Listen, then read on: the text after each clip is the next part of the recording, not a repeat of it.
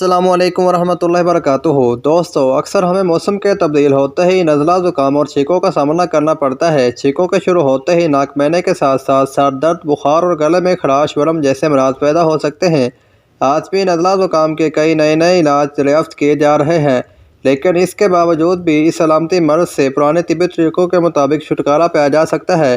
اس لیے میں آج آپ کو اس ویڈیو میں ایک معتدل نسخہ بتانے جا رہا ہوں جو کہ ہر مزاج والے افراد استعمال کر کے کسی بھی قسم، رقیق، بند یا درمیانی حالت کے نزلہ زکام سے نجات حاصل کر سکتے ہیں۔ ویڈیو میں آگے بڑھنے سے پہلے اگر ابھی تک آپ نے میرے چینل کو سبسکرائب نہیں کیا تو پلیز اس کو سبسکرائب کر دیں۔ دوستو، ایک بات یاد رکھیں کہ نزلہ زکام، اس کے فوائد بھی ہیں اور نقصانات بھی ہیں۔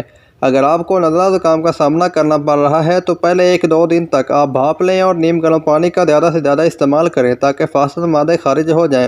لیکن اگر اس کے باوجود بھی یہ مرض حد سے بڑھنے لگے تو آپ یہ نیچرل نسخہ استعمال کر کے اس مرض سے چھٹکارا حاصل کر سکتے ہیں۔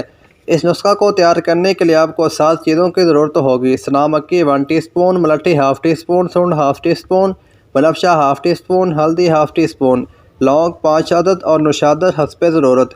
اس نسخہ کو تیار کرنے کے لیے آپ کو چاہیے ہوگا کہ آپ سب سے پہلے 6 چیزوں کو نوشادر کے علاوہ 6 چیزوں کے اندر آپ 5 گلاس پانی ڈال کر اچھی طرح سے ان کو 3 سے 4 مرتبہ بوائل کر کے کعوہ تیار کر لیں۔ پھر اس میں حسب ضرورت نوشادر ڈال کر اس کو فریز کر لیں، اور اس کو استعمال کرنے کا طریقہ کچھ اس طرح سے کہ آپ روزانہ صبح، دوپہر، شام تینوں ٹائم کھانا کھانے کے بعد 1-1 کپ ہلکا سا نیم گرم کر کے استعمال کریں۔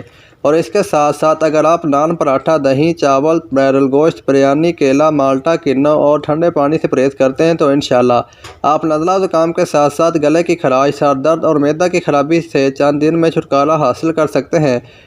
ویڈیو اچھی لگی ہو تو لائک اور شیئر ضرور کریں۔ اگر آپ کا کوئی طبی یا اسلامی سوال ہے تو ہمیں کمنٹ بھی ضرور کریں، اور ریڈ بٹن دبا کر چینل کو لازمی سبسکرائب کر دیں۔ اللہ حافظ۔